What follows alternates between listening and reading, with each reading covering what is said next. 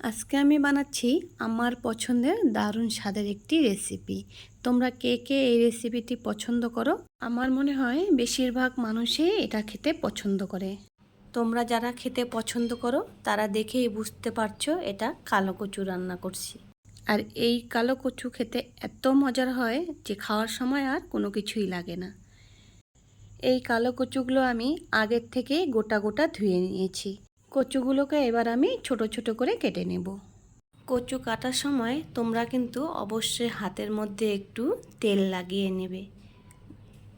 কচু কাটার সময় হাতে তেল লাগিয়ে নিলে হাতে কোনো রকমই কোনো জ্বালা পোড়া হয় না।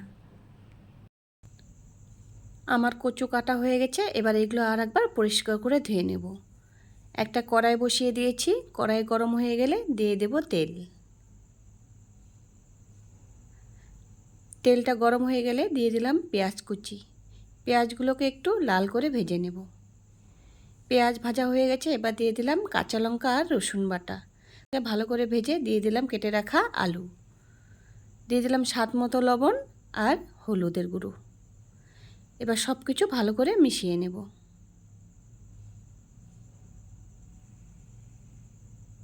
একটু সময় ধরে মিশিয়ে নিয়ে এখন আমি কেটে রাখা কচুগুলো দিয়ে দেব। এখানে আমি অল্প কচু দিয়েছি। কচুগুলো দিয়ে আমি মশলার সাথে ভালো করে মিশিয়ে তারপর বাকি কচুগুলো আমি এখানে দিয়ে দেব।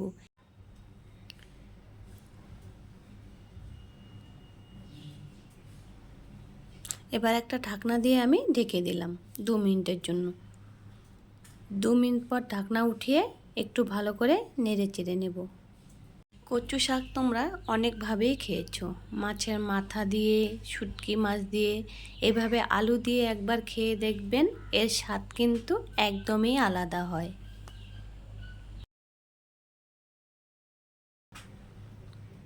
এখন আমি আবার 2 মিনিটের জন্য একটা ঢাকনা দিয়ে দেব। ঢাকনাটা উঠিয়ে নিলাম।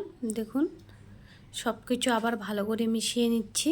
কচু শাকটা আমি এইভাবেই ঢাকনা দিয়ে রান্না করব, যতক্ষণ না কচুটা ভালো করে সিদ্ধ হয়ে গলে যাচ্ছে। কারণ এখানে আমি কোনো জল ব্যবহার করব না, কচুর জলেই আমি কচুটাকে সিদ্ধ করে নেব। আবার 2 মিনিটের জন্য ঢাকা দিলাম।